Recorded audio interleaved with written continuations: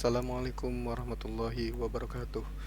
Pada kesempatan kali ini kita akan membahas materi tentang Customs Union.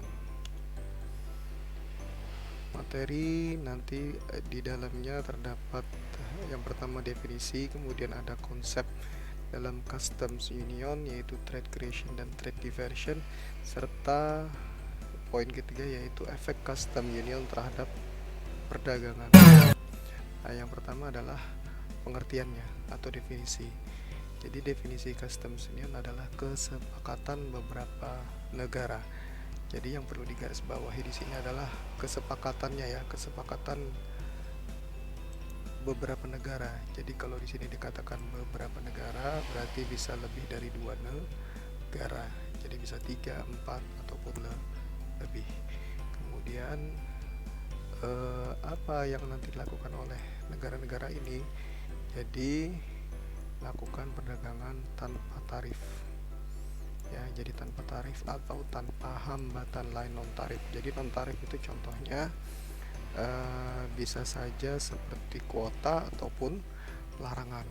Kemudian apalagi selain itu perdagangan bebas yang tanpa tarif serta tidak ada hambatan lain non tarif, yaitu kesepakatan untuk menggunakan kebijaksanaan tertentu dalam transaksi dagang sesama anggota union ya. Jadi tidak hanya persoalan tentang bagaimana perdagangan antar negara ini adalah perdagangan yang tanpa dikenakan tarif ataupun tidak ada hambatan lain, juga bisa nanti berdasarkan kebijaksanaan sesuai dengan kesepakatan negara-negara tersebut. Kayak contohnya adalah European Economic Community yang sekarang sudah berubah menjadi Uni Eropa, kemudian tahun 1993 ya berubah menjadi Uni Eropa, sudah terakhir sampai anggotanya sampai 21 negara. Kemudian di Asia Tenggara apakah ada? Ada gitu ya. Nah, di Asia Tenggara itu namanya MEA, Masyarakat Ekonomi ASEAN. Tentu saja anggotanya berasal dari negara-negara ASEAN ya sejak tahun 2015. Kemudian tujuannya apa sih dari MEA tersebut? Jadi menciptakan pasar tunggal untuk seluruh masyarakat ASEAN ya. Jadi sama seperti prinsipnya atau berdasarkan definisi Custom Union, bahwa perdagangan antara anggota negara ASEAN ini menjadi bebas bea cukai, jadi tidak ada tarif ya. Kemudian pajak ataupun juga termasuk tenaga kerja. Kemudian modal dan investasi. Kemudian yang kedua adalah ASEAN menjadi sebuah kawasan yang memiliki daya saing ekonomi yang tinggi dan ditandai bertambah kuatnya peraturan dalam hal ekonomi atau kompetisi ekonomi. Nah, contohnya seperti ini: perlindungan konsumen, haki itu hak atas kekayaan intelektual. Kemudian ada perpajakan aktivitas e-commerce. Nah, e-commerce tidak luput dari perhatian ya, karena di era digital seperti saat sekarang ini tentu saja perdagangan itu bisa banyak dilakukan secara online, makanya ini disebut dengan e-commerce ya. Kemudian dan ada pengembangan infrastruktur juga. Nah, hak ini contohnya bisa saja misalnya masing-masing negara itu punya ciri khasnya. Misalnya Indonesia itu memiliki warisan batik misalnya ya. Nah, itu adalah hak paten dari Indonesia. Jadi negara lain tidak boleh klaim. Misalnya negara Thailand atau Malaysia tidak boleh klaim bahwa batik tersebut dari negara mereka. Tentu ini sudah menjadi patennya milik negara Indonesia. Ya, tidak hanya dari segi produk ya, bisa juga dari budaya, misalnya seni budaya reok. Nah, itu kan pernah mau diklaim oleh Malaysia ya, ataupun dulu pernah ada lagu Rasa Sayangnya juga pernah mau diklaim ya. Banyak contoh yang lainnya ya. Kemudian pemberdayaan ekonomi dalam kawasan ASEAN, khususnya pada sasaran utamanya itu revitalisasi ya. Revitalisasi dalam hal ini maksudnya adalah bagaimana negara-negara ASEAN ini mencoba untuk bisa mengembangkan UKM, bisa bagaimana UKM ini bisa tumbuh berkembang, kemudian ikut di dalam pasar ASEAN ya, yang digagas oleh ASEAN ya. Contohnya tadi ya, melalui organisasi MEA yang sudah ada kerjasama atau custom union antara negara-negara ASEAN ini. Ya, kemudian mengintegrasikan ekonomi kawasan dengan ekonomi global, meningkatkan perasaan. Oke, baik, kita langsung masuk slide berikutnya. Ini rasanya mungkin di skip saja ya, artinya nanti Anda bisa baca sendiri, ada di dalam materi yang saya konversi ke dalam bentuk PDF.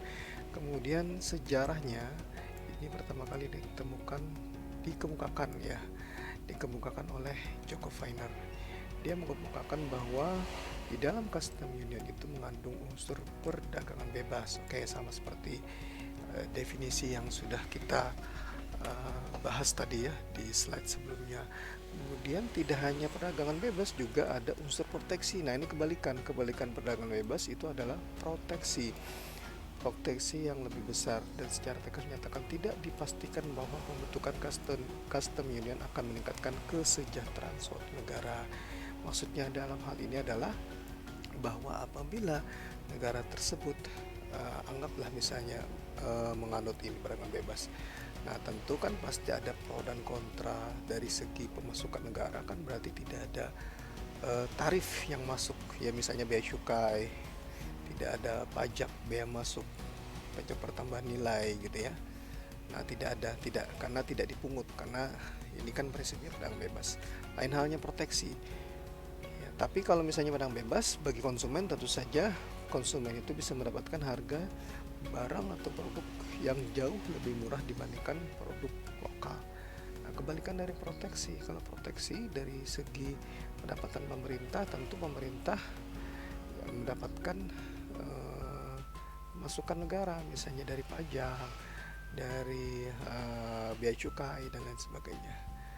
Ya, tapi tentu dari segi konsumen itu nanti karena misalnya barang tadi dikenakan pajak oleh pemerintah, barang dari luar negeri, tentu saja barang tersebut harganya menjadi mahal ya. Kemudian secara lebih spesifik ada dua efek yang berlawanan. Yang pertama adalah meningkatkan perdagangan bebas. Nah, ini sesuai dengan prinsip yang pertama tadi ya oleh Joko Feiner. Kemudian selain itu juga meningkatkan perdagangan dan persaingan. Nah, jadi bagaimana dengan custom union ini, tentu saja masing-masing negara ini berlomba untuk menciptakan produk yang berkualitas. Kemudian bagaimana bisa inovatif ya dalam menciptakan produknya tadi, sehingga bisa menarik minat gitu ya oleh konsumen dari negara lain ya. Nah, ini jadi selain meningkatkan perdagangan, meningkatkan motivasi bagi UKM tadi ya, seperti tujuan dari MEA tadi ya, bisa menciptakan produk yang bagus, unggul, kemudian bisa diminati oleh negara lain.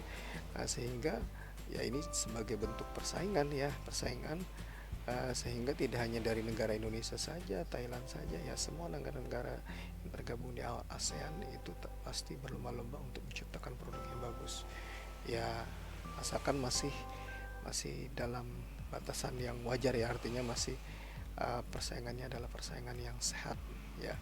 Kemudian custom union cenderung lebih protektif. Nah, ini yang kedua, protektif. Ini seperti yang prinsip yang kedua tadi ya. Protektif ini terhadap siapa? Terhadap negara bukan anggota. Nah, jelas negara bukan anggota itu tidak masuk ke dalam negara yang dibebaskan tarifnya. Tentu saja negara bukan anggota ya pasti dikenakan ketika tarif ya. Oke, nanti kita masuk coba contoh di tabelnya ya biar nanti lebih jelas. Kemudian ada trade creation dan atau kreasi dagang. Nah, terjadi apabila beberapa jenis produksi negara bukan anggota digantikan oleh barang-barang negara anggota yang harganya lebih murah. Jadi ada dari negara yang bukan anggota, karena dikenakan pajak atau tarif, otomatis barangnya tadi menjadi mahal. Kemudian apabila barang misalnya dari negara yang sesama anggota itu kan mahal, cuma dibebaskan ya mau tidak mau nanti setelah adanya kesepakatan custom union ya barang tadi menjadi murah karena tidak dikenakan pajak, sedangkan barang yang tadinya murah menjadi mahal karena dari negara bukan anggota tadi dikenakan tarif gitu ya. Kemudian kalau di version ini beda lagi, berbeda dengan trade creation. Kalau trade diversion terjadi apabila impor barang berbiaya rendah dari luar negara custom union, digantikan oleh impor barang berbiaya tinggi dari negara-negara anggota ya. Jadi efeknya atau dampaknya trade diversion ini menurunkan kesejahteraan masyarakat. Jadi seperti ini, harusnya barang-barang itu kan bisa didapatkan dengan harga yang jauh lebih murah apabila kita impor dari negara ya, misalnya salah satu negara yang bukan anggota. Nah, kemudian tapi karena terjadi kesepakatan di antara beberapa negara custom union, ya artinya yang pasti diambil adalah negara yang pasti yang sesama anggota custom union. Oke, nanti coba kita masuk ke tabel aja ya biar lebih jelas. Oke, nah misalnya seperti ini. Misalnya ini adalah ini Indonesia misalnya ya. Kemudian ini Malaysia, kemudian ini Timor Leste. Oke, ini per biaya rata-rata 50, ini tetap 50. Kalau ini 40 menjadi 80 karena 100%. Nah, jadi ini 30 karena 100% jadi 60. Oke, kemudian setelah nanti kita ini fokusnya di sini ya. Kemudian karena negara A tadi membebaskan tarif karena negara A dan B. Nah, negara A dan B ini dalam satu kawasan kemudian ada kerjasama MEA tadi. Misalnya ini kita ambil contoh negara ASEAN tadi ya. Oke, jadilah harga barang tadi balik lagi menjadi 40 karena dibebaskan. Yang ini tidak pakai pajak gitu ya. Jadi balik 40. Sedangkan yang negara C karena ini bukan negara sebetulnya ini saya ambil contoh ya, misalnya ini contoh real ya, negara Timor Leste itu adalah tergabung di negara masuk dari segi zona teritori gitu ya, dari wilayah geografisnya Timor Leste itu masuk ke wilayah Asia Tenggara atau ASEAN. Akan tetapi tidak mudah ya, sejak melepaskan diri dari negara Indonesia tahun 99 kemudian pernah saya baca artikel bahwa 2011 itu Timor Leste itu ingin sekali masuk ke ASEAN. Nah, hingga 2020 sudah ada assessment dari Thailand yang ada perwakilan dari ASEAN yang datang ke sana mungkin untuk melakukan penilaian, peninjauan dan lain sebagainya, kelayakan gitu ya, apakah negara Timor Leste bisa layak masuk ke ASEAN. Nah, sehingga masih menunggu keputusan gitu ya, apakah negara Timor Leste nanti sudah bisa bergabung ke ASEAN. Nah, makanya saya contohkan seperti ini gitu ya. Jadi Timor Leste itu anggaplah negara C di sini ya, karena negara ASEAN, sebetulnya negara ASEAN tapi belum bergabung secara resmi ya. Oke. Kemudian ini tadi sudah ya. Ini penjelasannya tadi sudah saya jelaskan di awal. Jadi intinya adalah inilah yang disebut dengan trade creation. Ya, jadi tentu yang diambil adalah dari negara B karena lebih murah menjadi 40, sedangkan negara A mengimpor dari negara B, nanti impor dari negara B. Nah, inilah yang disebut dengan trade creation dan dapat memperbaiki alokasi sumber daya.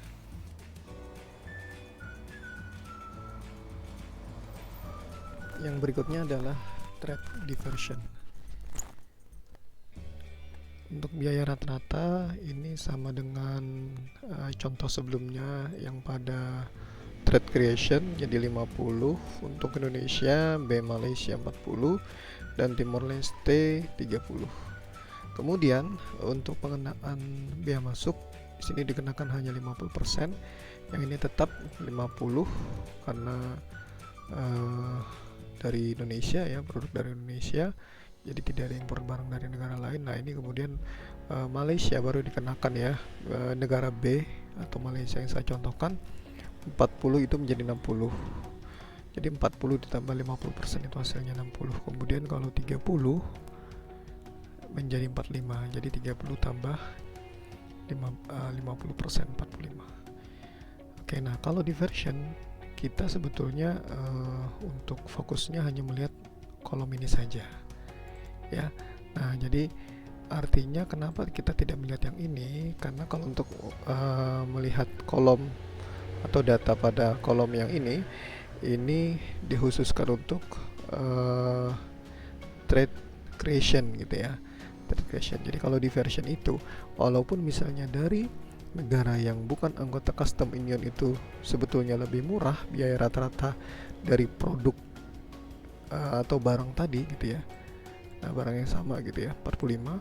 Namun yang ini tidak akan diambil. Yang diambil tetap dari negara sesama anggota custom union, atau dalam hal ini adalah negara sesama anggota ASEAN atau MEA gitu ya. Nah, jadi tetap yang diambil adalah dari negara Malaysia, walaupun itu harganya lebih mahal gitu ya dibandingkan dari negara Indonesia. Nah, ini kondisinya kalau proteksi. Nah, kalau misalnya yang dibebaskan tarifnya atau biaya masuknya, baru nanti memakai yang ini ya. Nah, jadi makanya menurut Jacob Feiner itu kan ada dua versi. Ada yang dibebaskan ini ya, ada yang di version yang ada proteksinya, dikenakan proteksi. Jadi ke proteksi itu pasti negara tersebut ketika ingin memasukkan barangnya ke negara kita, nah negara kita akan memungut bea masuk ya. Nah, seperti itu. Nah, ini adalah trade diversion. Kemudian kita ke kurva mungkin tidak semua saya jelaskan. Yang pertama ini adalah kurva DDSS ya, demand supply, permintaan dan penawaran. Oke, jadi menunjukkan permintaan dan penawaran negara.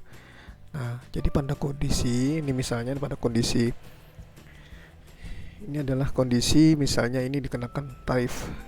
Jadi konsumsinya di tingkat berapa titiknya? OQ4 ya, tarif ya, OQ4. Kemudian OQ3 OQ3 ya, maaf. Kemudian untuk produksi dalam negeri Q2. Nah, jadi impornya ini ya Q2 sampai Q3. Nah, namun kalau misalnya dibebaskan tarifnya, maka ini akan bergeser gitu ya. Nah, tentu saja ini sesuai dengan hukum permintaan. Apabila harganya turun, tentu permintaan akan naik. Nah, jadi dari 0Q3 naik menjadi 0Q4. Nah, ini ya. Tapi produksinya bagaimana? Produksi dalam negeri tentu saja akan menurun. Kenapa menurun? Karena cenderung masyarakat kita, misalnya konsumen dari negara A tadi atau Indonesia tadi misalnya ya, nah ketika ditawarkan harga yang lebih murah, tentu nanti akan memilih harga yang lebih murah walaupun produk tadi berasal dari luar negeri ya.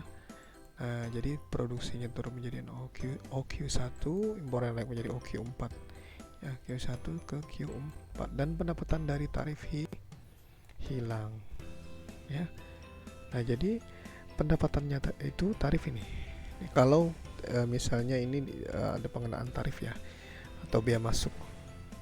Cuma kalau misalnya kesepakatan custom union bahwa tidak ada, namanya juga perdagangan bebas, itu tidak dikenakan tarif atau biaya masuk, ya tentu saja ini bagi pemerintah itu tidak ada pemasukan lah ya bagi negara, bagi pemerintah, karena ditiadakan tarif tersebut. Nah, kemudian manfaatnya ditunjukkan dengan trapesium PFG2T ini ya. Nah, kemudian ini disebut dengan surplus konsumen. Apa yang dimaksud surplus konsumen? Adalah kemampuan masyarakat untuk membeli produk tersebut. Ya, ada daya beli masyarakat untuk membeli barang tadi. Kenapa?